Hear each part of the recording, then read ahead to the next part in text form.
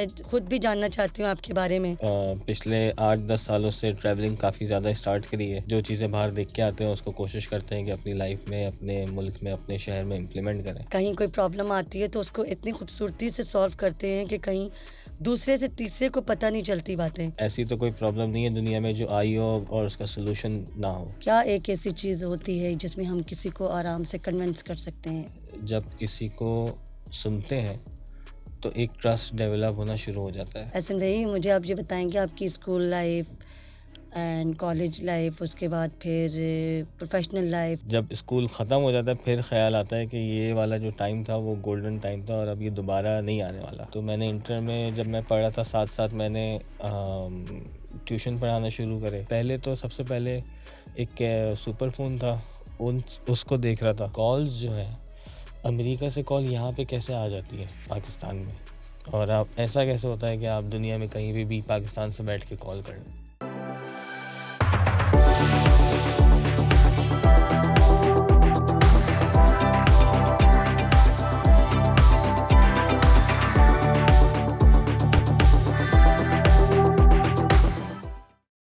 अस्सलाम वालेकुम। बढ़ता हुआ पाकिस्तान में आज फिर एक नए मेहमान के साथ मेहताब खान तनोली हाज़िर है। उम्मीद है कि आप तमाम लोग खैरियत से होंगे। मेरे साथ आज हैं एहसन सलीम कैथोरिया, जो कि DIDX के COO हैं, चीफ़ ऑपरेटिंग ऑफ़िसर। अस्सलाम वालेकुम, कैसे हैं आप? वालेकुम अस्सलाम, अल्हम्दुलिल्लाह खैरियत आपका है। बहुत-बहुत शुक्रिया, आपने अपना कीमती टाइम दिया और आज आप आए हैं। एहसन भाई, मुझे सबसे पहले मैं खुद भी जानना चाहती हूँ आपके बारे में कि कहाँ पैदा हुए, कैसे ग्रोन अप हुए, ब्रॉट अप हुए, तो काइंडली अपने बारे में बताइए। शुक्रिया बहुत-बहुत आपने मुझे इनवाइट करा अपने शो में और अपने पास एज़ अ गेस्ट बुलाया। मैं पाकिस्तान में कराची शहर में ही पैदा हुआ और कराची में ही शुरू से रह रहा हूँ। तकरीबन पिछले 8-10 सालों से ट्रैवलिंग काफ़ी ज़्यादा स्टार्ट करी है, अच्छा। जिसकी वजह से दुनिया में क्या हो रहा है, लोग कैसे काम करते हैं, कैसे मुल्क तरक्की करते हैं और क्या अच्छी चीज़ें हैं दूसरे मुल्कों में, और ऐसे क्या-क्या काम अच्छे हो रहे हैं जिसको हम अपने मुल्क में इम्प्लीमेंट कर सकते हैं। तो इन चीज़ों की तरफ थोड़ा-सा रुझान जाना शुरू हुआ है और जो चीज़ें बाहर देख के आते हैं उसको कोशिश करते हैं कि अपनी लाइफ में, अपने मुल्क में, अपने शहर में इम्प्लीमेंट करें। पाकिस्तान में मैंने काफ़ी ज़्यादा ट्रैवल किया है। काफ़ी सारे शहरों में जाके ट्रैवल, मेरा ख़्याल है जब हम जैसे घूमने के लिए जाते हैं 10 दिन 15 दिन के लिए, तो मैं नॉर्मली ये करता हूँ कि अगर किसी फॉर एग्ज़ाम्पल अगर लाहौर या इस्लामाबाद मूव करता हूँ या एबटाबाद मूव करता हूँ तो मैं 1 हफ़्ते 10 दिन वहाँ पे 15 दिन रहता हूँ जाके।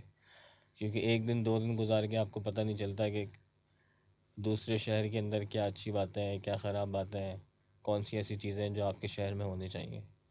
तो हर शहरी की तरह अपने शहर से बहुत मोहब्बत है और इसको अच्छा भी करना चाहते हैं शहर को। और साथ-साथ में जब मैं और दूसरे शहरों में जाके मैंने 10 दिन 15 दिन गुज़ारे तो मुझे फिर पता चला कि हमारे कराची शहर के अंदर भी बहुत सारी ऐसी अच्छी चीज़ें हैं जो कि शायद कम हाइलाइट्स हुई हुई हैं, लेकिन अगर हम थोड़ा उसको हाईलाइट करें, और जो छोटे-छोटे प्रॉब्लम्स हैं वो सारे शहरों में हैं, ऐसा नहीं है कि खाली हमारे शहर के अंदर है। तो ये थोड़ा-सा मेरा स्टार्टिंग थी। आपके जो नेचर है, जो मैं पिछले 1 साल से आपको देख रही हूँ कि काफ़ी हम्बल पर्सनैलिटी और कूल एंड रिलैक्स रहते हैं और इतना डिसिप्लिन है आपकी लाइफ में। और मैंने देखा है कि आपके ऑफ़िस भी मैं आपके सामने देखती हूँ, बैठती हूँ। मैंने काफ़ी देखा है कि आपको माशाल्लाह से इवन सरेआन के हवाले से अगर मैं बात करूँ तो काफ़ी आप अंडरस्टैंडिंग पर्सन हैं।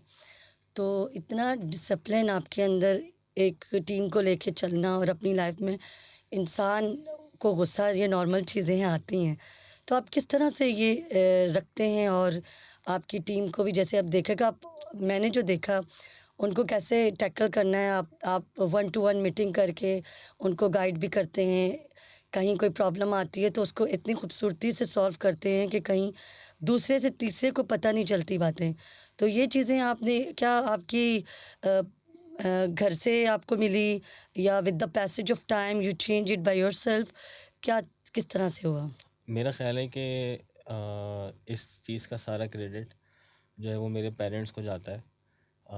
मेरे फ़ादर जो हैं वो वक्त के बहुत टाइम के बहुत पाबंद थे, और सुबह 11 बजे ऑफिस जाते थे, और रात को 9 बजे 9 बजते थे और हमें पता होता था कि हमारे घर की बेल बजने वाली है। अगर आपको याद हो तो काफ़ी 15-20 साल पहले पीटीवी के ऊपर 9 बजे ख़बरनामा स्टार्ट होता था, पूरे टाइम पे 9 बजे पूरे। तो न्यूज़ स्टार्ट होती थी और हमें पता होता था कि अब हमारी बेल बजने वाली है, अब्बू आने वाले। फादर आने वाला है। तो डिसिप्लिन वहाँ से आ रहा था, लेकिन उसको दिखाने का प्लेटफॉर्म नहीं मिल रहा था। फिर जैसे जैसे बड़े हुए, प्रोफेशनल लाइफ में आए, तो वहाँ से कुछ मौका मिला। प्रोफेशनली जो चीज़ें देख रहा था, जो पेरेंट्स गाइड कर रहे थे, उसको इम्प्लीमेंट करने का। फिर आहिस्ता आहिस्ता जब जो मेरे मैनेजर थे मुनीब, उनके साथ जब काम किया तो उनके अंदर भी पेशेंस था, काफ़ी ज़्यादा था। फिर उनके जाने के बाद जब रेहान सर के साथ डायरेक्ट काम करना स्टार्ट किया, तो उन्होंने भी आहिस्ता आहिस्ता अपनी जो अच्छी आदतें थी, अच्छी बातें थी, अच्छी चीज़ें थी, वो शिफ्ट करना स्टार्ट करी। लेकिन क्योंकि बेस बनी हुई थी, तो मुझे अपने आप को उस इजी हो गया हाँ मज़ीद। जी, उसको तब्दील करने के लिए, उस बात पे चलने के लिए मुझे ज़्यादा प्रॉब्लम नहीं हुई। लेकिन जो आपने कहा ना कि रिलैक्स रहते हैं और इस तरह की जो 3-4 चीज़ें की, अगर मैं दूसरी साइड के ऊपर अगर मैं अपनी डायरेक्ट फैमिली यानी कि अपनी वाइफ या अपने बच्चों के साथ अगर देखता हूँ, तो वो मुझे बिल्कुल अपोजिट घर में पाते हैं। अच्छा, हाँ, तो मेरी मतलब you wife are totally different at home, पर्स पर्सनालिटी चेंज होती है या? पर्सनैलिटी चेंज नहीं होती, लेकिन क्योंकि ऑफिस काम के हवाले से डिसिप्लिन मैं शुरू से अपने घर में देखता हुआ आ रहा हूँ, तो इसलिए मैं वो डिसिप्लिन चेंज नहीं कर पाता अगर चाहूँ भी तो। अच्छा। लेकिन घर के अंदर मेरी वाइफ मुझसे कहती है कि आपको हर छोटी छोटी बात पे गुस्सा आ जाता है और बहुत जल्दी आ जाता है, और बच्चे भी थोड़ा सा इस वजह से डरते हैं कि जल्दी गुस्सा आ जाता है, और वाइफ भी थोड़ा सा इस वजह से डरती हैं कि थोड़ा जल्दी गुस्सा आ जाता है। लेकिन जब वो ऑफिस के इवेंट्स में आती हैं तो वो अलग, शी बिल्कुल ही अलग सरप्राइज चीज़ होती सुनती हैं, और ऐसा है। नहीं इवन कि मेरी भी सिर्फ उनसे मुलाकात हुई तो मैंने उनको बताया था, बड़े हम्बल पर्सनालिटी है, और इंसान कभी कभी सोचते हैं कि यार सीखना चाहिए। तो लेकिन मेरा ख्याल है जैसे आप जब कहीं किसी जगह के ऊपर काम करने के लिए जाते हैं, तो आप काम करने के लिए जा रहे हैं, तो वहाँ पे डिसिप्लिन बहुत ज़्यादा ज़रूरी है।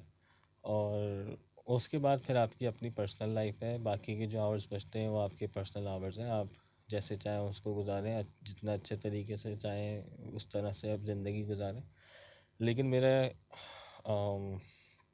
नेचर है थोड़ा सा, मैं काम रहता हूँ, रिलैक्स रहता हूँ, परेशानी को अपने ऊपर हावी नहीं करता।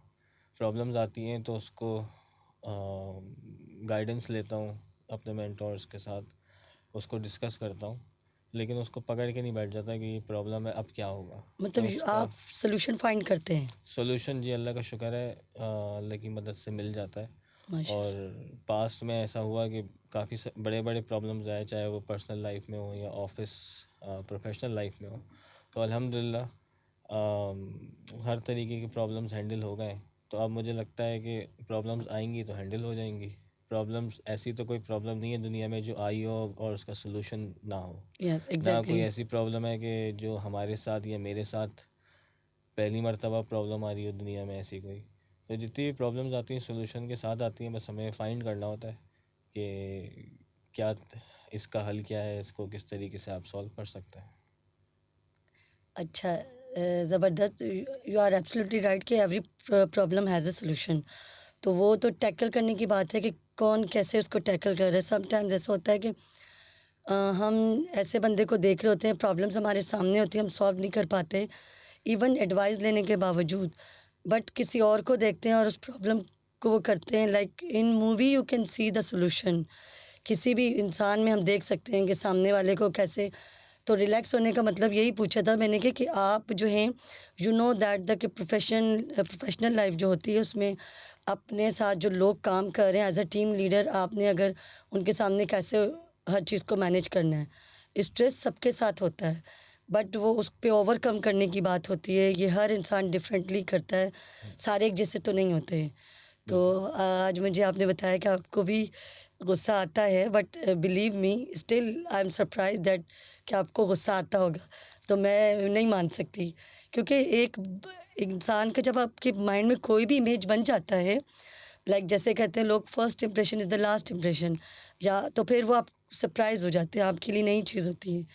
तो आज आपने ये भी बता दिया तो ये अच्छी बात है कि मतलब ये जो है नॉर्मल चीज़ है कि गुस्सा इंसान को आता है बट आपने कहा कि किस तरह से डिसिप्लिनली उसको हम सॉल्व करते हैं, सॉर्ट आउट करते हैं या सॉल्यूशन निकालते हैं, वो मोस्ट इम्पॉर्टेंट होता है। कुछ लोग बड़ा कर देते हैं प्रॉब्लम्स को जी। और सबको परेशान कर देते हैं, कुछ लोग खामोशी से हम्बल तरीके से इसको करते हैं। अच्छा, दूसरा मेरा सवाल ये है कि माशाल्लाह से आप इंटरनेशनल क्लाइंट्स को भी डील करते हैं और जो लोग हमारे अभी ये पॉडकास्ट देख रहे हैं उनके लिए भी एक नॉलेज होगा कि क्या समझते हैं कि जो आपकी कम्युनिकेशन स्किल्स हैं वो कितनी इम्पोर्टेंट होती हैं और उसमें क्या चीज़ मोस्ट इम्पॉर्टेंट होती है जब आप किसी के साथ डीलिंग करते हैं। आइदर हम डेली बेसिस पे हर तरह के लोगों के साथ डील कर रहे होते हैं, फैमिली के साथ भी करते हैं, लोगों के साथ भी करते हैं। क्या एक ऐसी चीज़ होती है जिसमें हम किसी को आराम से कन्विंस कर सकते हैं, उसमें क्या समझते हैं आप क्या होनी चाहिए? एक कम्युनिकेशन स्किल्स जो है वो एक काफ़ी वास्ट टॉपिक है। तो मैंने बहुत सारी चीज़ें सीखी अपनी कम्युनिकेशन इम्प्रूव करने के लिए।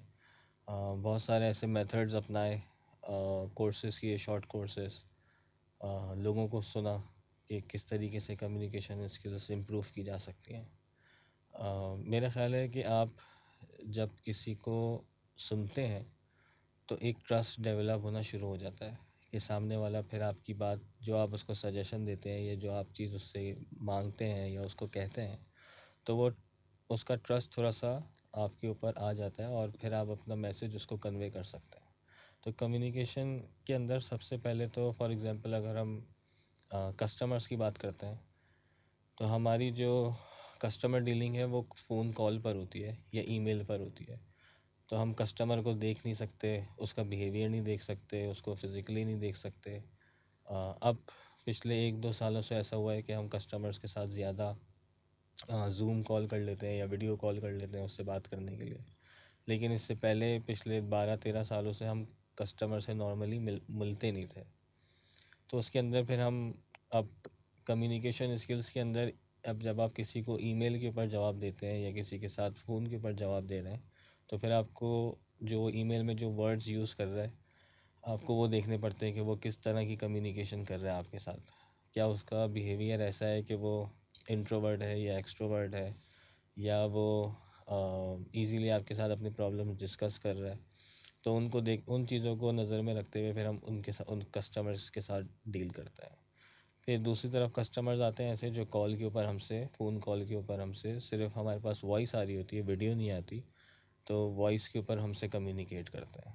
अब जब वॉइस के ऊपर कम्युनिकेट करते हैं तो फिर हम उनकी जो टोन है उससे रियलाइज़ करते हैं, उसको देखते हैं कि वो किस टोन में हमसे बात कर रहा है, कौन से वर्ड्स यूज़ कर रहा है। बात करते करते अचानक से ऐसा तो नहीं कि गुस्सा आ रहा है उसको या हाई पिच हो रही है या लो पिच हो रही है। तो ये सारी चीज़ें नज़र में रखते हैं। फिर अब हम जब हम किसी के साथ फ़िज़िकल कम्युनिकेशन कर रहे हैं कि सामने बैठा हुआ है और आप कम्युनिकेशन कर रहे हैं तो बहुत सारे ऐसे मेथड्स हैं जिसके थ्रू आप देख सकते हैं कि और आपको पता चल जाता है कि वो आदमी आपकी बात सुनने में इंटरेस्टेड है, नहीं इंटरेस्टेड है, उसका क्या प्रॉब्लम है या वो आपके साथ बैठा हुआ बात तो कर रहा है लेकिन वो सोच कुछ और है या उसके ज़हन में कुछ और चीज़ें चल रही हैं।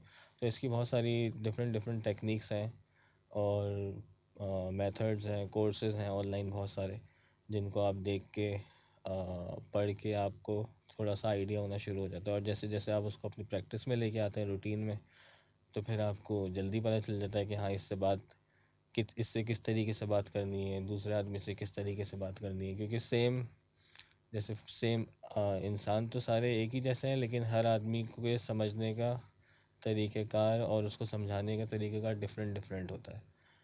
तो इस तरह से मैंने टोन अपनी मैटर करती है आपके ख्याल में? टोन काफ़ी मैटर करती है। फॉर एग्जांपल, अगर हम किसी कस्टमर से बात कर रहे हैं और वो अचानक से हाई पिच उसकी हो जाती है, तो इसका मतलब है कि वो प्रॉब्लम में है और वो सीरियस प्रॉब्लम में है।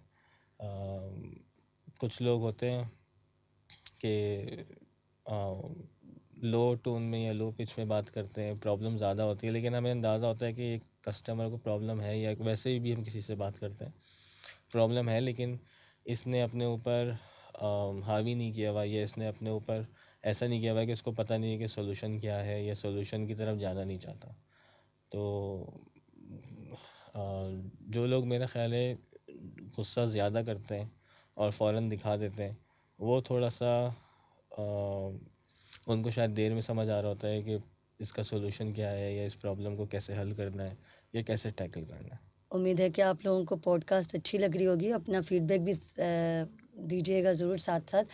अभी तो हम कहीं नहीं जा रहे, फ़िलहाल अभी अगले सवाल की तरफ बढ़ती हूँ, जो मैं भी क्यूरियस हूँ सुनने के लिए। एहसन भाई, मुझे आप ये बताएँ कि आपकी school life and college life, उसके बाद फिर प्रोफ़ेशनल लाइफ़ और साथ-साथ आपकी फैमिली लाइफ़, इनको आप कैसे डिस्क्राइब करते हैं? कैसे देखते हैं?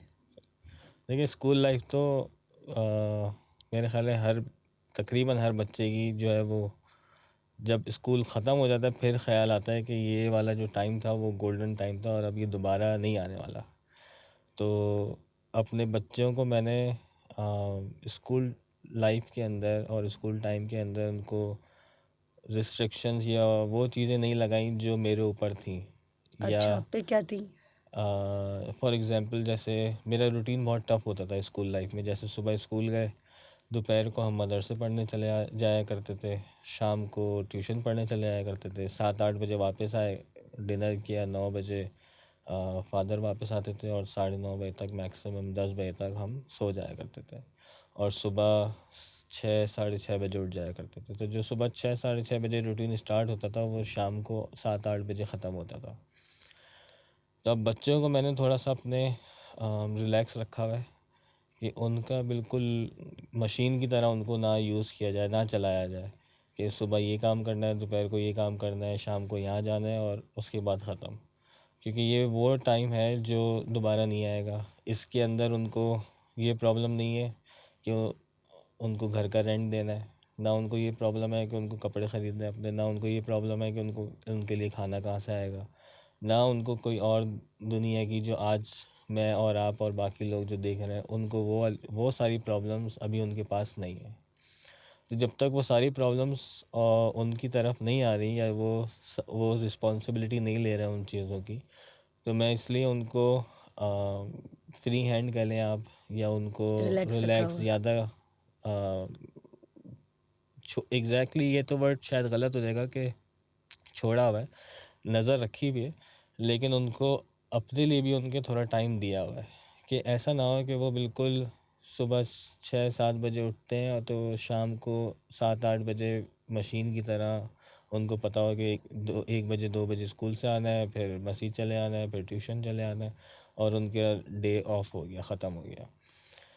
तो उनको थोड़ा सा टाइम दोपहर का, शाम का ऐसा रखा हुआ है कि वो अपने लिए अब जो चाहे वो कर सकें, चाहे वो घर में कोई प्लेइंग एक्टिविटी हो, ड्राइंग एक्टिविटी हो, कलरिंग एक्टिविटी हो, इस तरह की तो चीज़ों के क्लोज़ अंदर होते हैं, उनसे डिस्कस करते हैं, कम्युनिकेशन गैप तो नहीं है बच्चों में? बच्चों के साथ कम्युनिकेशन गैप तो बहुत ज़्यादा है। उसका रीज़न ये है कि जब ये स्कूल नहीं गए थे तब तक तो बहुत ज़्यादा क्लोज़ थे, क्योंकि मैं नॉर्मली मेरी शिफ्ट स्टार्ट होती है दोपहर को 2-3 बजे तक, और तो सुबह में मुझे पहले उनके साथ टाइम मिल जाया करता था। अब ये होता है कि अब वो सुबह स्कूल चले आते हैं, स्कूल से आते हैं तकरीबन 2:30-3 बजे, इस टाइम पे मैं चले आता हूँ ऑफ़िस। फिर मैं जब रात को वापस आता हूँ तो वो सो चुके होते हैं। फिर सुबह 7 बजे उठने की हिम्मत नहीं होती। संडे को सैटरडे, टाइम। हाँ संडे ही है, सैटरडे को उनकी छुट्टी होती है, लेकिन वो सैटरडे को होता है कि नानी दादी के घर चले आते हैं, फूफी के घर चले आते हैं, तो वहाँ पे गुजर जाता है। तो स्कूल लाइफ जो थी वो तो बहुत ही अच्छी थी, और मेरे सारे हम बहन भाइयों में मैं एक था जो वाहिद जो कोई स्कूल में पढ़ा। हैप्पी होम स्कूल से मैंने अपना मैट्रिक पास अच्छा, किया अच्छा। था। शहीद मिलत पे जो इनकी ब्रांच है। और उस वक़्त जब स्कूल अच्छा उस टाइम के ऊपर 2000 में 2005-6 तक हैप्पी होम स्कूल काफ़ी अच्छा और अच्छे स्कूलों में माना जाता था। जैसे अब आप दूसरे स्कूल ले लें, फॉर एग्जांपल सिटी स्कूल है, बीकन हाउस स्कूल है, तो उस वक़्त वो तालीम का वहाँ पे वो मेयार था। तो वहाँ से भी मेरी बेस स्कूल लाइफ से अच्छी बनी हुई थी।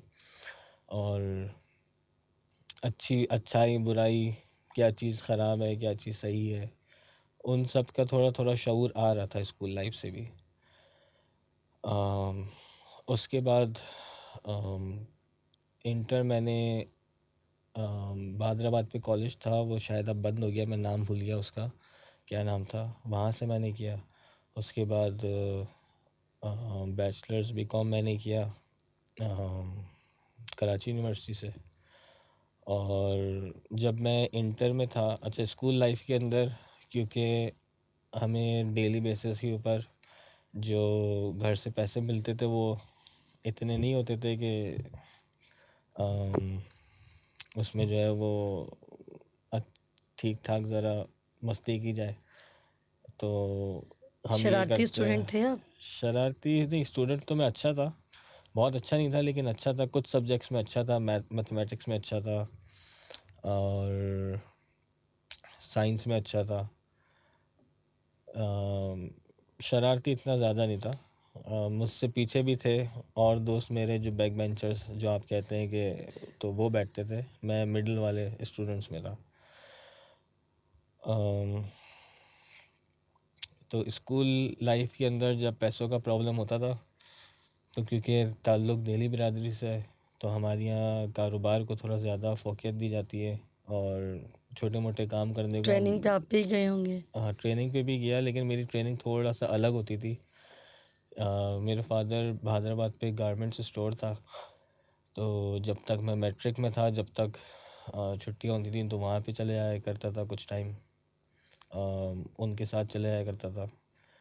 उसके बाद मैट्रिक के इंटर जब मैंने स्टार्ट किया, और मैट्रिक में ही बल्कि, और मैट्रिक से पहले ही जब पैसों की थोड़ी कमी होती थी, तो हम जो हमारे दोस्त थे हम हर साल जब जून जुलाई की छुट्टियां आती थी तो हम क्या कहते हैं उसको, गलियों में, पहले आपको शायद याद हो, मेले लगते थे जो कि आहिस्ता आहिस्ता अब बिल्कुल ही ख़त्म हो वो रहा जो है। ईद पे भी लगते थे झूले ईद वगैरह पे सारे? झूले, हाँ झूले भी लगते थे, लेकिन हमारे यहाँ, मैं शहीद मिलत पे रहता था, तो वहाँ पे जून जुलाई में तकरीबन हर फ्राइडे सैटरडे संडे को गली के अंदर स्टॉल्स लगाते थे और उसमें तकरीबन पूरे मोहल्ले के और दूसरे मोहल्लों के लोग आते थे और अपने अपने घर से चीज़ें बना के लाते थे और बेचते थे।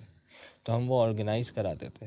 फिर यहाँ पे एक यूनियन क्लब था, सदाबहार शादी हॉल जो है, वहाँ पे भी हमने कराए। तो हमारी एक्टिविटी होती थी कि हम जून जुलाई में इतने पैसे बना लें कि हमारे आगे के 4 5 6 महीने आराम से निकल जाए। फिर इसके साथ साथ 14 अगस्त, उसके अलावा ईद पे, बकरीद पे 14 अगस्त को हम स्टॉल्स लगाते थे फ्लैग्स के हवाले से। ईद में हम ईद कार्ड्स, बकरीद के ऊपर ये कार्ड्स वगैरह, इस तरह के जो भी इवेंट्स आते थे तो उसमें बढ़ काफ़ी चढ़ के एक्टिव हिस्सा रहते लेते थे। थे, एक्साइटेड भी होते थे? हाँ, लेकिन हमारा इंटरेस्ट ये था कि हम पैसे जमा कर लें। पैसे जमा तो करें, लेकिन ऐसे जमा करें कि कोई चीज़ बना के सेल ना करें, बल्कि ऑर्गेनाइज़ कराएं। तो ऑर्गेनाइज़ के अंदर ये होता था, इवेंट ऑर्गेनाइज़ कराने में, कि आप स्पॉन्सरशिप ले लिया करते थे कुछ लोगों से जो आपकी जान पहचान वाले हैं, कारोबार करते हैं, उनको आप बुला लिया करते थे कि ऐसा उनका नाम लिखवा दिया पम्फलेट पे या बैनर पे, तो वहाँ से पैसे अच्छे बन जाया करते थे। उसके बाद फिर जब इंटर में आए तो वो पैसे कम लगने लगे। तो मैंने इंटर में जब मैं पढ़ा था, साथ साथ मैंने ट्यूशन पढ़ाना शुरू करे और उस वक़्त मैं वॉक करके जाता था घर से लेके। एक फैमिली थी, उनके 3 या 4 बच्चे थे, तो घर और वो जाके पढ़ाते घर थे आप? जाके पढ़ाता था और उनके सब छोटे बच्चे थे, कोई 2 क्लास में था, कोई 4 में, कोई 5 में, इस तरह के बच्चे थे। तो वो तकरीबन मेरे घर से 3 किलोमीटर दूर था, वहाँ पे मैं जाके पढ़ाया करता था। फिर 1 डेढ़ साल मैंने वहाँ पे पढ़ाया। आप टीचर भी हैं माशाल्लाह से। हाँ जी, तो वहाँ पे पढ़ाया 1 डेढ़ साल। उसके बाद फिर मैंने फिर मुझे था थोड़ा शौक़ कि कुछ काम किया जाए। तो रेहान भाई का जो घर था वहाँ पे थर्सडे वाले दिन और शायद ट्यूसडे वाले दिन, या थर्सडे और फ्राइडे था या ट्यूसडे और थर्सडे था, ये 2 दिन हमारी क्लासेस होती थी वहाँ पे। और दीन के हवाले से इस तरह की क्लासेस होती थी 1 घंटे की। तो मैं वहाँ पे जाया करता था क्योंकि मेरी अम्मी जो थी और मुनव्वर आंटी, उनकी अच्छी दोस्ती थी। तो क्लासेस का उनको अम्मी को पता चला, तो मैं अपने दोस्तों के साथ भी उनको भी लेके वहाँ पे चला आया करता था।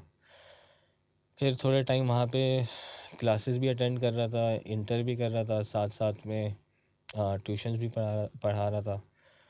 तो इंटर के दौरान ही मेरी अम्मी की कुछ बात हुई मुनव्वर आंटी से, तो उन्होंने कहा कि मैं अपने बेटे से बात करती हूँ, तुम फिर अपने बेटे को वहाँ पे भेज देना।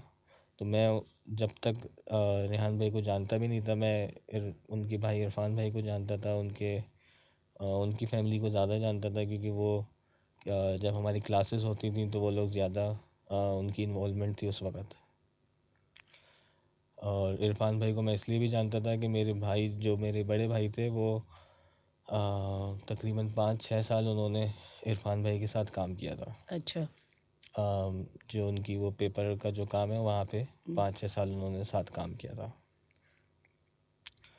उसके बाद एक दिन फिर अम्मी ने कहा कि वहाँ पे मुनव्वर आंटी के बेटे का ऑफ़िस है और तुम्हें ऑफ़िस में ही काम करना है, तो तुम वहाँ पे जाओ और देख लो क्या काम करते हैं। तो मैं वहाँ पे चला गया, दोपहर को गया पहले दिन।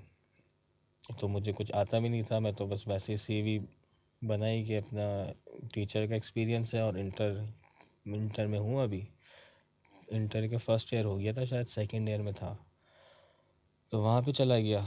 वहाँ पे जाने के बाद ऑफ़िस था उस वक़्त ये टीपू सुल्तान रोड पे। कंप्यूटर हमारे घर में आ गया था, लेकिन इंटरनेट में कोई ऐसा सच यूज़ नहीं करता था। कौन से ईयर की बात है? 2006 में। अच्छा। 2006 में, 2002 या 2003 में जो मेरे बड़े भाई थे, जो बड़े भाई हैं, वो कंप्यूटर लेके आए थे घर पे। तो ज़्यादातर कंप्यूटर या तो अच्छा, इस दौरान मैंने कि जब कंप्यूटर आया था तो 2-3 साल मैंने शॉर्ट कोर्सेज़ किए थे हैदराबाद पे। एबीसी के नाम से था शायद इंस्टीट्यूट, वहाँ से शॉर्ट कोर्सेज़ किए थे कंप्यूटर के, लेकिन उसमें इंटरनेट का इतना ज़्यादा नहीं था। उसमें माइक्रोसॉफ्ट ऑफिस के हवाले से एक्सेल, वर्ड, ये सारी चीज़ें MS उन्होंने वर्ड, एक्सेल, सिखाई थी। पावर पॉइंट सारी हाँ चीज़ें। जी। फिर उसमें उन्होंने गेम्स बनाना सिखाए थे बेसिक लैंग्वेज के ऊपर। तो जब मैं उनके पास गया 2006 में, और तो कुछ पता नहीं था कि वो क्या करते हैं, ना मुझे कुछ ये पता था कि इंटरव्यू कैसे देना है। तो एक आध दिन गया, उसके बाद उन्होंने मुझसे कहा कि तुम ना शाम को आ जाया करो, और मुनीब होते हैं यहाँ पे, उनके साथ बैठ जाया करो। तो अगले दिन मैं शाम को 6 बजे गया, तो पता चला कि रात को 4 बजे छुट्टी होगी सुबह। और घर से तकरीबन ये 2-2.5 किलोमीटर का रास्ता था, 3 किलोमीटर मैक्सिमम होगा। अब 4 बजे वॉक करके 3 किलोमीटर घर जाना, उस वक़्त 10 घंटे काम करने के बाद, वो भी थोड़ा सा तकलीफ़ देता। तो कभी और किसी से कहा नहीं कि ये तो मुझे यूँ तकलीफ़ होती है, मैं क्या करूँ? या खामोशी से बस सुन ली? नहीं कहा तो था उस वक़्त, लेकिन हुआ ये था कि जो मुनीब थे, जब मेरी उनसे पहली बार मुलाकात हुई तो उन्होंने कहा तुम कहाँ रहते हो, पूछा, इंटरव्यू किया। तो वो कहने लगे तुम इसको जानते हो? मैंने कहा जी जानता हूँ। कहने लगे इसको जानते हो? मैंने कहा जी जानता हूँ। कहने लगे इसको जानते हो? मैंने कहा जानता हूँ। तो कहने लगे यार तुम तो सबको ही जानते हो, क्योंकि इत्तेफाक से जो उनके शायद कॉलेज के और यूनिवर्सिटी के जो दोस्त थे, वो ज़्यादातर दिल्ली वाले थे, और उनमें से 3-4 ऐसे थे जो मेरे घर के पास ही रहते थे और मेरे भाई के भी दोस्त थे। अच्छा। और वो आपके भी तो फ्रेंड्स होंगे? मेरे उनसे सलाम दुआ थी कि वो घर आते जाते रहते थे, इसलिए मैं पहचानता था उनको, लेकिन मेरी दोस्ती एज़ सच नहीं थी उनसे। लेकिन वो भी मुझे जानते थे और मैं भी उनको जानता था अपने भाई की वजह से। तो उन्होंने कहा यार तुम तो सबको जानते हो, तुम ऐसा लग रहा है मोहल्ले के वो फुप्पी नहीं होती वो।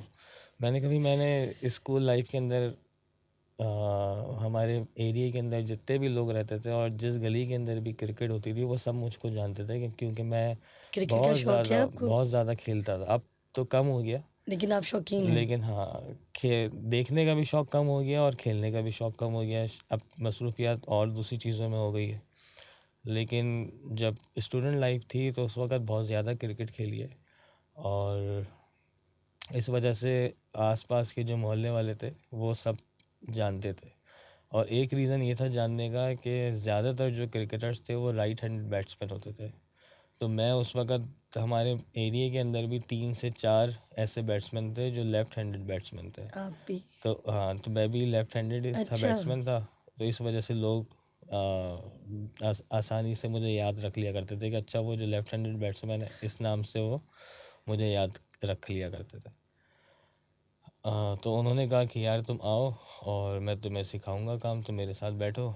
उस वक़्त उनके साथ एक और कोई लड़का था, नाम मैं उसका भूल गया, ज़हन से निकल रहा है अभी। तो वो काम करता था और मुनीब भी 6 बजे आते थे, तो मैंने भी 6 बजे जाना शुरू कर दिया। जब 6 से 4, हाँ, वो भी पैदल जाता था उस वक़्त, 4 बजे के बाद मैं भी पैदल जाता था। फिर थोड़ा-सा टाइम गुज़रा, 2-3 महीने, 4 महीने गुज़रे, मेरे भाई के पास बाइक थी उस वक़्त, तो मैंने वो चलाना सीखी, उससे परमिशन लेके वो बाइक लेके आना शुरू हो गया। अच्छा, जो शुरू के जो 2-3 साल थे, उस वक़्त मेरी सैलरी थी तकरीबन 2000 रुपए, 2006 से लेके 2000 शायद 7 तक, 6 और 7 में 2000 रुपए सैलरी थी। लेकिन उन 6 और 7 में जितने मैंने मज़े किए हैं उसके बाद भी करें, लेकिन उतना ज़्यादा नहीं कर सका क्योंकि मुनीब को जो था, मुनीब को वो खाने का बहुत शौक़ था, वो बहुत ज़्यादा फूडी पर्सन था। तो हम यहाँ तक किया कर लिया करते थे कि रात को हम 9 बजे 10 बजे बस में बैठ के टीपू सुल्तान रोड से, और ये नैंडोज़ खुला अभी भी है, नैंडोज़ ये शारे फैसल पे, बस में हम जाते थे और वहाँ पे जाके उतरते थे, वहाँ खाना खाते थे और वहाँ से वापस आ जाया करते थे। फिर बस में ही बैठ के 9 बजे निकलते थे, 10 साढ़े 10 तक खाना खा के वापस आ जाया करते थे।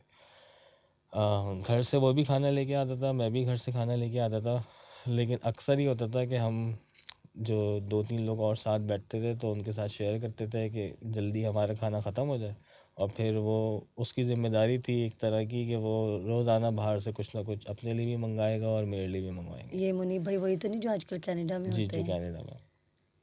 तो साल 2 साल तकरीबन मेरी सैलरी ये थी और रोज़ ऑलमोस्ट डेली हम बाहर से ही खाना खाते और थे, एंजॉय भी करते थे? एंजॉय भी करते थे। तो मुझे खाने का पहले इतना ज़्यादा फूडी पर्सन मैं पहले नहीं था, लेकिन जो शुरू के 1-2 साल वहाँ उनके साथ गुजारे तो वो बेस बनना शुरू हो गई कि हाँ, अब बाहर से तो खाना मतलब खाना आप है। ट्राई करते हैं कभी-कभी बाहर का खाना अब तो या बहुत घर का ज़्यादा, ही? अब तो बहुत ज़्यादा, अब पहले नहीं करता था। स्कूल इंटर लाइफ तक इतना शौक़ नहीं था कि नई चीज़ें ट्राई करने का, रेस्टोरेंट्स जाने का बहुत कम था। लेकिन फैमिली को लेके जाते हैं ट्राई करने के लिए? हाँ, फैमिली तो एक, अब संडे का ही दिन है तो लेकिन ज़रूरी ऑफ़िशियली आप है। लोग कहीं न कहीं हाँ, अगर हो तो आप करते हैं? वो तो मस्ट वाला है संडे तो, कि बाहर से ही जाना भी है और खाना भी बाहर का ही है। खैर, तो वो 2 साल बहुत अच्छे गुज़रे, 1.5-2 साल तकरीबन। फिर 2008 के अंदर मैंने छोड़ दिया था क्योंकि सैलरी 2000 के बाद शायद 3 साढ़े 3 हज़ार रुपये सैलरी हो गई थी। लेकिन मुझे टाइम का थोड़ा इशू आ रहा था कि 4 बजे जाना जो है ना वो अ, और कुछ एक्टिविटी कर नहीं पा रहा था उस वक़्त, सुबह 4 बजे? सुबह 4 बजे। ओह! ये डीआईडीएक्स का ही आप कर रहे थे जी, सारा? जी। मैं उस वक़्त डीआईडिक्स का नहीं, उस वक़्त पहले तो सबसे पहले एक सुपर फ़ोन था, उन उसको देख रहा था। उसके बाद फिर आहिस्ता-आहिस्ता 2008 के अंदर मैंने एक कैरियर एक्स थी, उसको स्टार्ट किया देखना, और उसके बाद फिर एक वर्चुअल फ़ोन लाइन थी। 2008-2009 में वर्चुअल फ़ोन लाइन को स्टार्ट किया और 1-2 साल उसमें काम किया, उसका फिर प्रोडक्ट इंचार्ज बन गया था 2009 से लेके 11 तक तकरीबन। 2008 में फिर मैंने एक दफ़ा फिर मुनीब को कहा कि मैं नहीं कर सकता क्योंकि टाइम का भी इशू है और सैलरी वगैरह भी अच्छी नहीं थी, 3,500 रुपये तकरीबन थी। तो फिर उन्होंने रेहान भाई को बताया कि भाई ये साल 1.5 साल से है और अब जो है वो सीख गया चीज़ें, काबिल हो गया, तो हम कुछ सैलरी इसकी इंक्रीज़ करते हैं। अच्छा, जब मैं शुरू शुरू में आया था 2006 में, कंप्यूटर चलाना थोड़ा बहुत आता था, लेकिन इंटरनेट इतना यूज़ नहीं किया था। तो ईमेल बनाना हॉटमेल के ऊपर, जीमेल के ऊपर, ये सारी चीज़ें बहुत मुश्किल से बनती थी या मैं नहीं बना पाता था। तो रेहान भाई जो है वो उस वक़्त ऑफ़िस आते थे, तो उनके साथ वो अपने छोटे छोटे काम मुझसे करवा लिया करते थे। फॉर एग्ज़ाम्पल, मैंने ऑफ़िस की बैटरीज़ की मेंटेनेंस कर रखना, ये मेरा काम था। अच्छा। ऑफ़िस के स्विचेस वगैरह सब सही काम करते हों, ये मेरा काम था देखना कि कोई खटका ख़राब तो नहीं है, और बैटरीज़ के अंदर पानी है, क्योंकि उस वक़्त जितने भी कंप्यूटर्स थे, हर कंप्यूटर के साथ एक बैटरी बैकअप लगा हुआ था। तो उसकी मेंटेनेंस तकरीबन हमारे पास उस वक़्त डेवलपर्स 10-12 डेवलपर्स थे, 15 डेवलपर्स थे, और 3-4 लोग सेल्स में थे। फिर आहिस्ता आहिस्ता जब उन्होंने थोड़ा ट्रैवलिंग स्टार्ट की, तो मैं मुनीब के साथ ज़्यादा टाइम गुजारने लगा। और 2008 में फिर मैंने उनसे कहा कि मैं नहीं करना चाहता ऐसे। तो उन्होंने फिर कहा नहीं, मैं बॉस से बात करता हूँ। फिर उन्होंने बात करके मेरी सैलरी हो गई थी तकरीबन 8-8,500 रुपये। और जब रेहान भाई ने देखा कि हाँ, इसको थोड़ा बहुत पता चल गया है, तो उन्होंने फिर एक प्रोडक्ट थी virtualfullline.com, उसकी कस्टमर्स हैंडलिंग मुझे दे दी कि तुम इसको देखो और मुनीब से हेल्प लो और इसको आगे लेके चलो। तो 2-3 साल तकरीबन मैंने उसके ऊपर काम किया। और 2000 अच्छा, मेरा इंटरेस्ट काम करने का जो बना था वो इस वजह से अभी और बना था कि एक तो मुझे थोड़ा बातें करने का शौक़ था, और वहाँ से वो मुझे मौका मिलता था लोगों से बात करने का, लोगों की बातें सुनने का, कि वो क्या चाहते हैं, क्या कैसे करना चाहते हैं, और क्या प्रॉब्लम्स आ रही हैं उनको। दूसरा, मुझे अ, एक जो है ना वो क्या कहना चाहिए, एक मेरे बैक ऑफ द माइंड एक चीज़ बार बार क्लिक करती थी कि यार ये कॉल्स जो है, अमेरिका से कॉल यहाँ पे कैसे आ जाती है पाकिस्तान में, और आप ऐसा कैसे होता है कि आप दुनिया में कहीं भी पाकिस्तान से बैठ के कॉल कर लें। तो वो ना मैंने कभी पहले सुना था ना देखा था, लेकिन वो सारी चीज़ें एक्सपेरिमेंट करने का मुझे मौका मिल रहा था इस ऑफिस के अंदर। तो तो मुझे DIDX कब स्टार्ट हुई थी? DID स्टार्ट हो गई थी 2005-6 में, लेकिन उसको मुनीब भाई और बॉस रेहान भाई डायरेक्ट खुद ही देखते थे। उसके अंदर मेरी इन्वॉल्वमेंट नहीं थी कुछ। मुझे थोड़ा बहुत आइडिया था, लेकिन उसकी कस्टमर्स हैंडलिंग मैं नहीं करता था, वो ही करते थे, और 1-2 और लोग थे वो करते थे। मैं 9-10 तक भी, 2009, 2010, 11 तक भी ज़्यादातर टाइम वर्चुअल फुल लाइन को ही देख रहा था।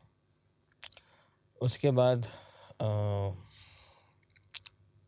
जब उन्होंने सैलरी इंक्रीज़ कर दी तो 2009 में अच्छा, क्यूरियोसिटी तो थी कि ये सब कैसे चल रहा है, पॉसिबल कैसे है, समझना है। और देख तो रहा हूँ, काम तो कर रहा था, लेकिन फिर भी था कि यार ये तो बड़ा ही यूनिक काम है, और मैं नहीं जानता था कि कोई और ऐसे मेरे दोस्त या कोई रिलेटिव्स कोई इस तरह का काम कर रहा हो। 2008 के शायद एंड में पहली बार इंटरनेशनल ट्रैवलिंग का मौका लगा। कहाँ गए थे आप? मैं सबसे पहले गया था दुबई। वहाँ पे इवेंट था जाइटेक्स का, टेलीकॉम का इवेंट होता है, बहुत बड़ा इवेंट होता है जाइटेक्स, हर साल होता है। तो वहाँ सबसे पहले मर्तबा मैं वहाँ गया था, और उसमें बॉस भी थे, मुनीब भाई भी थे, और उसमें जो हमारे साथ अमेरिका में जो काम करती थी सुजैन बोवेन, वो भी आई थी अपने हस्बैंड के साथ। जब वहाँ पे गया पहला इवेंट अटेंड करने, तो मुझे पता चला कि यार ये तो कंपनी को भी लोग बहुत जानते हैं, मुनीब भाई को भी जानते हैं, बॉस को भी लोग जानते हैं, तो ये तो बहुत ही ज़बरदस्त जगह है। और थोड़ा सा समझ आना शुरू हुआ कि नहीं, यहाँ पे तो ग्रोथ हो सकती है, और यहाँ पे परफॉर्म करके दिखाना है ताकि इनके साथ ही ग्रो करूँ। तो और आपका वो इंटरेस्ट बहुत डेवलप हो गया इंटरेस्ट डेवलप तो हुआ था, और और इंक्रीज़ ज़्यादा हो गया। हाँ जी, इंक्रीज़ हो गया। तो वो मेरी पहली ट्रिप थी इंटरनेशनली। और इसके अलावा अच्छा मैं अपने कज़न्स वगैरह को, अपने दोस्तों को देख रहा था। अच्छा मेरे जितने भी दोस्त हैं, मेरा ख़्याल है कोई भी दोस्त, एक आध शायद दोस्त हो ऐसा, लेकिन वरना सब दोस्त ऐसे हैं जिनका अपना बिज़नेस है। तो सब अपना अपना काम करते हैं, अपना बिज़नेस कर रहे हैं, कोई जॉब वगैरह नहीं कर रहा, एक आध दोस्त के शायद अलावा। लेकिन फिर भी मैं देखता था कि वो जैसे इंटरनेशनल ट्रिप्स पे नहीं जा रहा ना, और यहाँ पे तो रेहान भाई हर दूसरे तीसरे महीने बाहर चले आया करते थे कि ये इवेंट अटेंड करने जा रहे हैं, ये इवेंट अटेंड कर रहे हैं। और फिर आहिस्ता आहिस्ता मैंने देखा मुनीब भाई भी, जो मेरे मैनेजर थे, वो भी जा रहे थे। फिर 2008-9 में मुझे भी मौका लगा, तो मुझे ट्रैवलिंग का भी थोड़ा सा था कि यार करनी चाहिए, अच्छी है। 2009 में मैंने पहली मर्तबा दुबई ट्रैवल किया था। उसके बाद तकरीबन हर साल दुबई जाना शुरू हो गए। फिर नेक्स्ट में गया था 2012 या 11 या 12 में, सिंगापुर में इवेंट होता है कम्युनिकेशन के नाम से, टेलीकॉम से रिलेटेड। तो वहाँ पे मौका लगा पहली मर्तबा 2011 में जाने का। फिर वो भी मैंने, अच्छा मैं जिस इवेंट में जा रहा था, तो अभी होता था कि हमारे टेलीकॉम के इवेंट बहुत सारे होते थे। तो कुछ इवेंट्स में बॉस जाते थे और बॉस साथ लेके जाते थे मुनीब भाई को, तो मुनीब भाई की ट्रेनिंग हो रही थी। फिर कुछ इवेंट्स में ऐसा हुआ कि बॉस ने जाना बंद कर दिया और मुनीब भाई और मैं जाया करते थे। तो मेरी इस तरह ट्रेनिंग होती रही। पहले हम तीनों एक साथ जाते थे, फिर बॉस बीच बीच में से आगे दूसरे इवेंट्स देखने लगे, फिर मैं और मुनीब भाई जाना शुरू हुए। फिर इवेंट्स क्योंकि ज़्यादा होते थे, तो फिर ये हुआ कि बॉस ने थोड़ा सा जाना कम करा और फिर मुनीब भाई ज़्यादा जाने लगे। तो जिन इवेंट्स में वो नहीं जाते थे, तो मैंने जाना शुरू कर दिया। जैसे दुबई वाले में वो कम जाते थे, सिंगापुर वाले में वो नहीं जाते थे। मतलब चांसेस मिलते रहे हैं आपको। जी, तो पहली मर्तबा वहाँ ट्रैवलिंग करी सिंगापुर में 2011 में। उसके बाद 2012 के अंदर, अच्छा जब जिन जिन कंट्रीज़ में पहली मर्तबा गया हूँ, वहाँ पे बॉस मेरे साथ थे। पहली मर्तबा मैं 2000 शायद 13 में, 12 या 13 में यूएस जाने का हुआ। वीज़ा बड़ी मुश्किलों से जाके लगा। तो जब सबसे पहली मर्तबा गया, तो इत्तेफाक से बॉस उस इवेंट में आए थे। तो बॉस ने मुझको बुलाया कि तुम भी आ जाओ यूएस। यूएस। तो हमने वो साथ मिल के इवेंट अटेंड किया। अच्छा उनके अंदर ना 2000 जब से बल्कि मैं देख रहा हूँ, उनके साथ ट्रैवलिंग कर रहा हूँ, तो मैं देखता था कि लोग वो कम जाते हैं लोगों के पास मिलने के लिए, लोग उनके पास ज़्यादा आते थे। तो इससे आपको ये पता चलता है कि इंडस्ट्री के अंदर लोग उनको बहुत ज़्यादा जानते हैं और उन्होंने कुछ काम ऐसे किए, इसी वजह से लोग उनकी इज़्ज़त भी करते हैं, रिस्पेक्ट करते हैं उनको। मेंटोर कहते हैं अपना, और उनकी सजेशंस लेते हैं।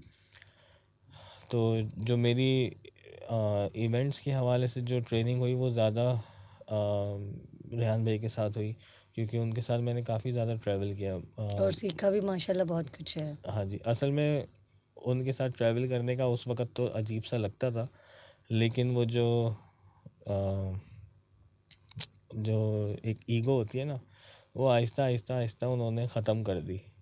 कि हम वहाँ पे बड़े बड़े बॉक्स कार्टून्स उठा के उसके अंदर लोगों को पहले हमारे पास मग्स होते थे, उसके ऊपर हमारा लोगो बना हुआ था DIDX का और वर्चुअल फुल लाइन का।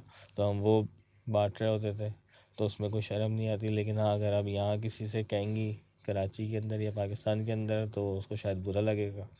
लेकिन जब मैं देख रहा हूँ कि मेरा बॉस जब कर रहा है, मेरा मैनेजर कर रहा है, तो फिर तो भी शर्म नहीं मेरे आती। अंदर किस चीज़ की, मेरे अंदर कौन सा वाला ईगो है। तो इवेंट्स के हवाले से असल जो ट्रेनिंग हुई वो मेरी, या ट्रैवलिंग के हवाले से वो उन्होंने करी।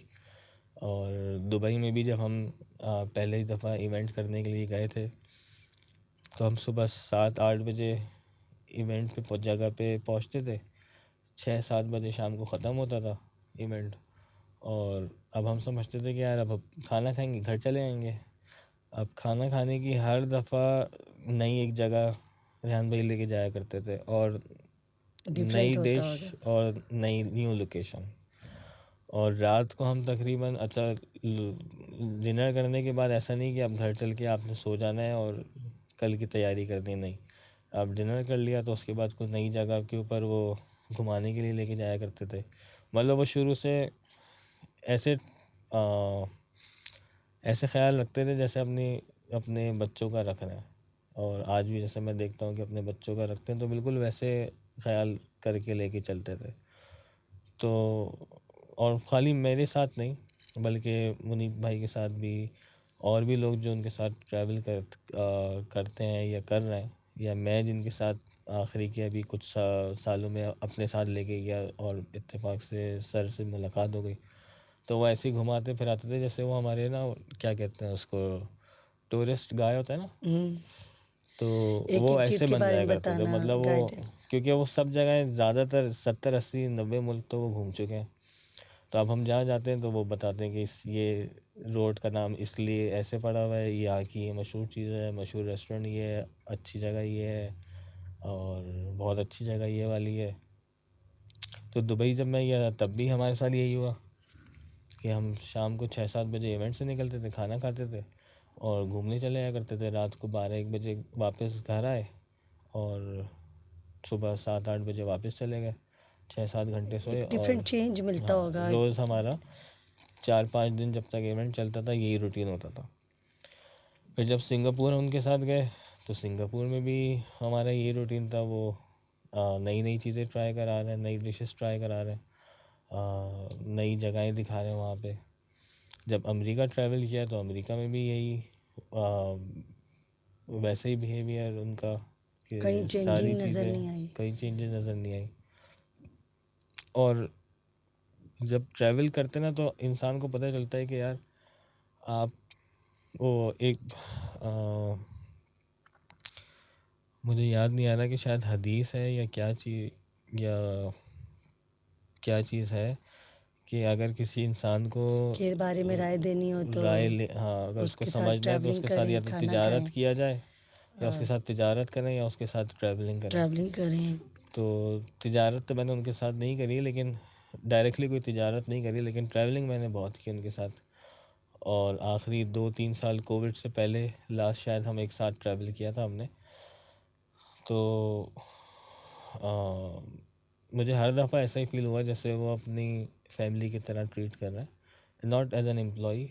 और ऐसा नहीं कि इस अब जो टाइम आया है उसके ऊपर, बल्कि जो 2008 से मैंने उनके साथ ट्रैवलिंग स्टार्ट की, तो बिल्कुल मुझे ऐसे ही लगा कि जैसे वो एज अ फैमिली मेम्बर मुझको समझते हैं। और जो लोग और भी थे उनको भी सेम ट्रीट करना उनके साथ भी। खैर, तो हमने 2011 में पहली मरतबा सिंगापुर गया, 2012 में फिर फर्स्ट टाइम यूएस गया, उसके बाद दुबई और सिंगापुर और यूएस वाले इवेंट्स देखने लगा।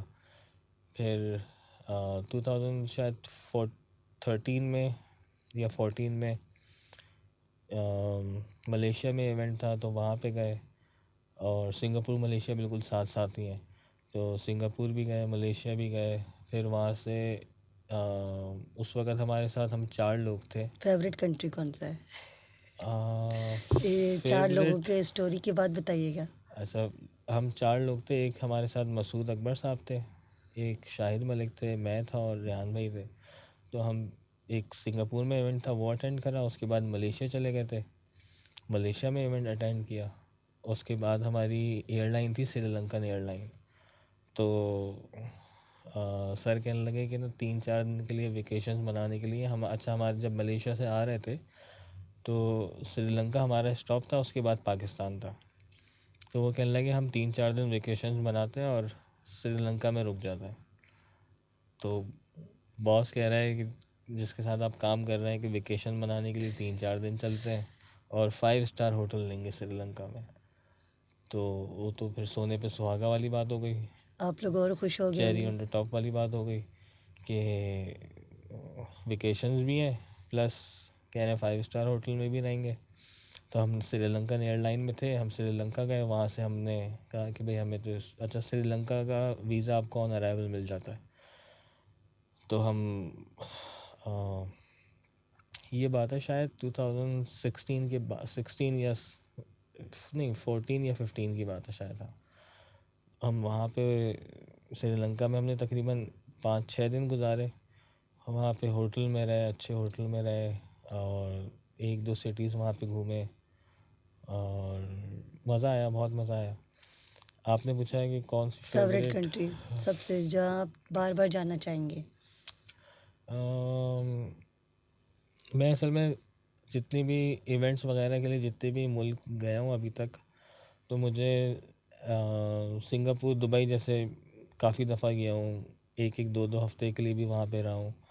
सिंगापुर इतना ज़्यादा गया तो काफ़ी दफ़ा हूँ, लेकिन 10-12 दिन में वापस आ जाया करता था। मलेशिया भी ऐसे ही था, श्रीलंका भी ऐसे ही था। यूएस एक ऐसी जगह है जहाँ पे मैंने 1 महीना भी गुजारा है और घर में गुजारा है।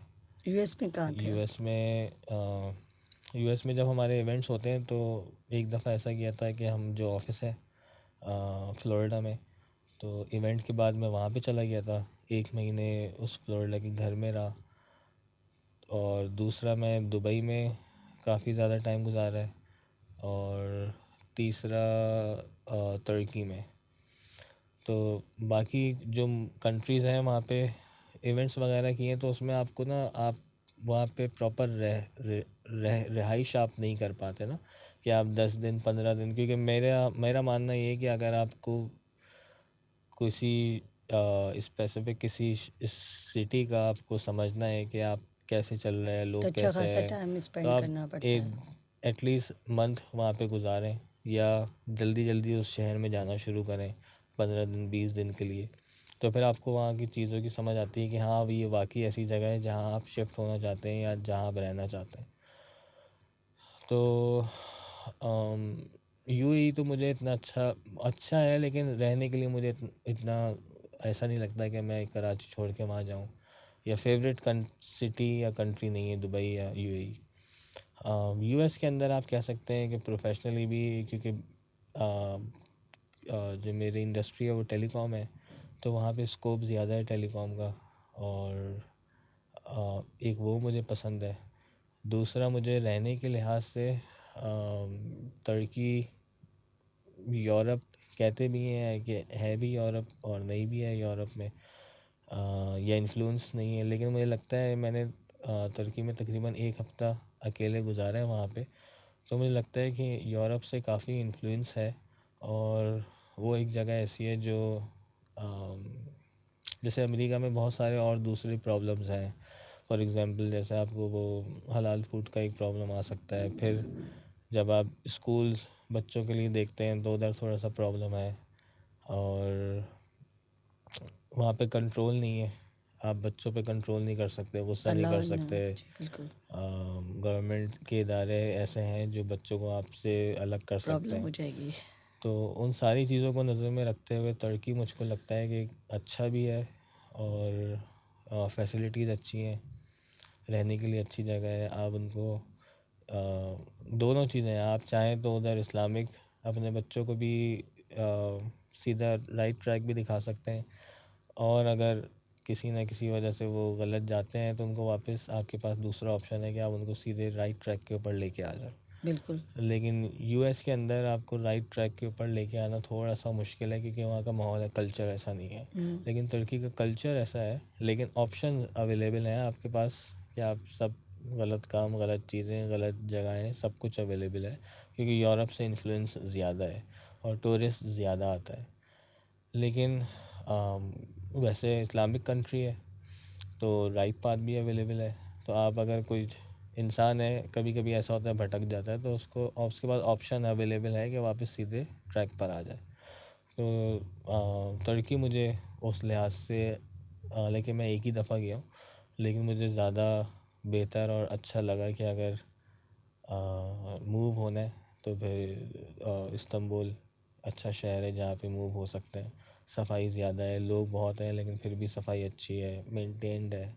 लेकिन उसके फिर अलग प्रॉब्लम्स अलग है, सर्दी बहुत ज़्यादा पड़ती है, गैस का प्रॉब्लम है, उसके अपने इंटरनली गवर्नमेंट इश्यूज़ बहुत ज़्यादा हैं, वो सारी चीज़ें हैं। लेकिन फिर भी मुझे लगता है कि तुर्की एक अच्छी कंट्री है जहाँ पे आप शिफ्ट हो सकते हैं। पर आपको अगर चांस मिले तो आप वहाँ प्रेफर करेंगे?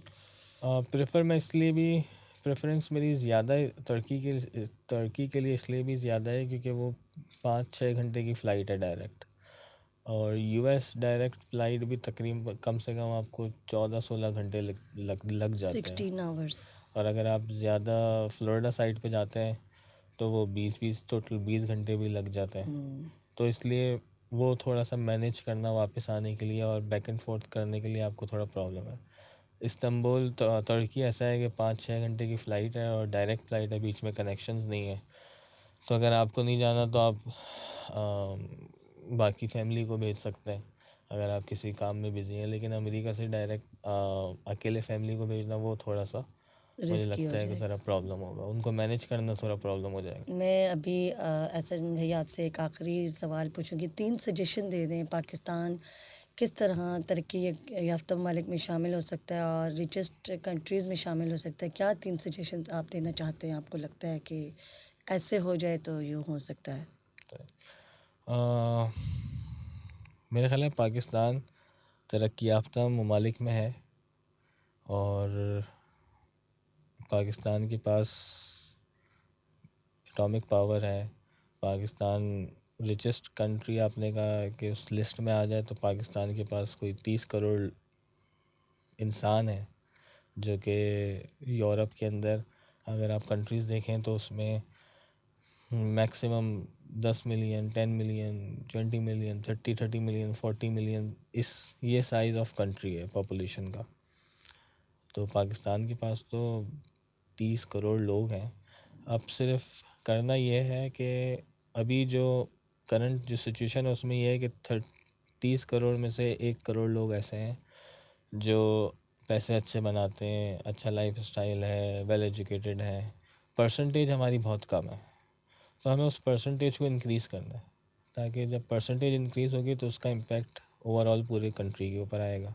जब कंट्री के ऊपर जब हम ज़्यादा परसेंटेज वाले, ऐसी हमारी परसेंटेज हो कि अच्छे लोग ज़्यादा हों और वेल एजुकेटेड हों, पैसे अच्छे बनाते हों, लाइफ स्टाइल अच्छा हो और चीज़ों को समझते हों, मुल्क को आगे लेके जाना चाहते हों, तो अगर 10% 20% अगर कुछ ख़राब चीज़ें भी होती हैं, ख़राब लोग भी हैं, तो फिर वो इम्पेक्ट नहीं कर पाते बाकी 80% लोगों के ऊपर। अभी ये है कि अच्छे लोग कम हैं, बुरे लोग भी कम हैं और एक बीच में एक बहुत बड़ा गैप है जो कि साइलेंट आवाम है। ना वो अच्छे की साइड है, ना वो बुरे की साइड है, वो अपने बस काम से काम रखने वाली है। तो हमें उनको थोड़ा सा एजुकेट ज़्यादा अवेयरनेस भी करना है, देनी है। अवेयरनेस देनी है, उनको राइट ट्रैक के ऊपर लेके आना है। और जब ज़्यादा लोग राइट ट्रैक के ऊपर हो जाते हैं तो फिर मुल्क ऑटोमेटिकली तरक्की करना शुरू हो जाएगा। इसकी एक और मिसाल ऐसी है, फॉर एग्ज़ाम्पल जैसे काफ़ी सारे लोग अब ऑनलाइन पैसे बना रहे हैं और अच्छे पैसे कमाते हैं, लेकिन वो आगे दूसरों को बताने के लिए तैयार नहीं है कि कहीं ऐसा ना हो कि मेरे पैसे कम हो जाए। जबकि वो ये नहीं सोचते हैं कि अगर मैं ऑनलाइन पैसे बना रहा हूँ तो मेरे जैसे और भी बहुत सारे लोग दुनिया में पैसे बना रहे हैं, तो अगर मेरे बराबर वाला भी या मेरे साथ काम करने वाले भी लोग ऑनलाइन पैसे अच्छे कमाएंगे तो इसका इम्पैक्ट मेरी सेहत के ऊपर नहीं आएगा, ये मेरी इनकम के ऊपर नहीं आएगा, क्योंकि और भी लोग कमा रहे हैं ऑनलाइन। ऐसा तो नहीं है कि खाली मैं कमा रहा हूँ, एक आदमी तो नहीं है। तो जब ज़्यादा लोग और ज़्यादा अच्छे पैसे बनाएंगे तो ऑटोमेटिकली आप पैसे खर्च ज़्यादा करेंगे। अब अगर मैं फॉर एग्ज़ाम्पल जिस एरिया के अंदर रहता हूँ, अब छोटे मोटे कुछ गली के कुछ काम हैं या कुछ घर की सब बाहर की सफाई है या इस तरह की कुछ चीज़ें हैं, तो मैं पैसे दे के करा लेता हूँ कि भाई ये कर दो। लेकिन अगर सब गली वाले या सब एरिया वाले या सब सारे शहर वाले लोग यही सोच के काम करना शुरू कर दें, अब वो काम क्यों इसलिए करेंगे, अच्छे पैसे बनाएंगे तो जाहिर सी बात है पैसे अच्छे खर्च कर सकते हैं। तो मेरे ख्याल है हमारे पास बहुत सारी अच्छी चीज़ें हैं जो दूसरी कंट्रीज़ में नहीं है, जिसके अंदर हमारे पास हमें ये देखनी है कि हमारी स्ट्रेंथ क्या है। सब वीकनेसेस तो बता रहे हैं कि ये वीकनेस है, ये वीकनेस है, ये वीकनेस है, हम अपनी स्ट्रेंथ्स देखें कि वो क्या है और उसको ज़्यादा हाईलाइट करें और उसको राइट ट्रैक के ऊपर लेके आएं। हमारी स्ट्रेंथ है कि हमारे पास लोग बहुत सारे हैं, हमारी स्ट्रेंथ है कि हमारे पास यंग जनरेशन ज़्यादा 30-40 के 20 to 30-40 वाले ज़्यादा लोग हैं। हमारी स्ट्रेंथ है कि हम अपने मुल्क के अंदर ख़वातीन को आगे लेके आ सकते हैं कि वो चाहे घर से बैठ के काम करना सीखें या काम करें। हम बहुत सारे ऐसे काम तो डोनेशन के अंदर हम सपोर्ट करते हैं कि ख़वातीन को सपोर्ट ज़्यादा करो, ख़वातीन को सपोर्ट ज़्यादा करो। हम इसके अंदर भी सपोर्ट करें कि ख़वातीन घर से बैठ के काम ज़्यादा करें। ख़वातीन बहुत सारे काम ऐसे हैं जो फॉर एग्ज़ाम्पल जैसे एम्ब्रॉयडरी का काम है या और दूसरे बहुत सारे हाथ से बनाने वाले काम हैं जो कि लेडीज़ घर से बैठ के कर सकती हैं और आराम से कर सकती हैं और जेंट्स से ज़्यादा अच्छा करती हैं। तो वो उनको प्रमोट करें। दूसरा, हमारे पास एग्रीकल्चर के हवाले से हमारी ज़मीन बहुत अच्छी है कि हमारे पास बहुत सारे फ्रूट्स वेजिटेबल्स ऐसे होते हैं जो कि दुनिया में, जैसे फॉर एग्ज़ाम्पल मैं अमेरिका के अंदर मुझे बहुत कम फ्रूट्स ऐसे थे जिसका कोई टेस्ट आ रहा होता था, वरना ऐसा लगता था कि दिखने में इतने अच्छे साफ़ सुथरे हैं लेकिन टेस्ट नहीं है, टेस्टलेस फ्रूट्स होते थे। बनाना, इतना बड़ा-बड़ा नज़र एप्पल, आता है। हाँ, हर चीज़ भी एप्पल ले साइज़ भी लें उनके आप। ब बहुत ज़्यादा। सारी चीज़ें ऐसी हैं, फ्रूट्स ऐसे हैं, वेजिटेबल्स ऐसे हैं जो दिखने में बहुत अच्छे हैं हाँ, लेकिन लेकिन उनका वो टेस्ट नहीं है। टेस्ट नहीं है तो और पाकिस्तान में अल्हम्दुलिल्लाह आपके पास अपॉर्चुनिटी है कि आप अगर एग्रीकल्चर को सीरियसली लें। अच्छा, दूसरा, एग्रीकल्चर को हम प्रमोट ही नहीं करते। अगर अभी आप एग्रीकल्चर को सही प्रमोट करना शुरू कर दें तो बहुत सारे जिन लोगों के पास अच्छे पैसे हैं वो एग्रीकल्चर के अंदर इन्वेस्ट करना शुरू कर देंगे। एग्रीकल्चर के ऊपर हमें पता ही नहीं है कि उसके ऊपर टैक्सेस के अंदर बहुत सारी जगहों पे हम छूट जाते हैं। बाहर से हम एग्रीकल्चर के कोई मशीनरी मंगाते हैं, उसके ऊपर टैक्स नहीं है। फिर एग्रीकल्चर और डेयरी फार्मिंग के अंदर आपको इनकम के ऊपर टैक्स बहुत कम है या नहीं है। तो अभी हमने इतना ज़्यादा उसको हाईलाइट ही नहीं करा कि लोग इस तरफ आना शुरू हों। अभी हम हाईलाइट ये करते हैं कि हम टैक्सेशन से फॉर एग्ज़ाम्पल कैसे बच जाएँ, या हम अपने पैसे को वाइट कैसे करना है, या हम अपने पैसे को डबल कैसे करना है। जबकि एग्रीकल्चर और डेयरी फार्मिंग ये दो ऐसी चीज़ें हैं जिससे आप बहुत अच्छे पैसे बना सकते हैं। और मैंने अपने सामने लोगों को देखा है बहुत अच्छे पैसे बनाते हुए। और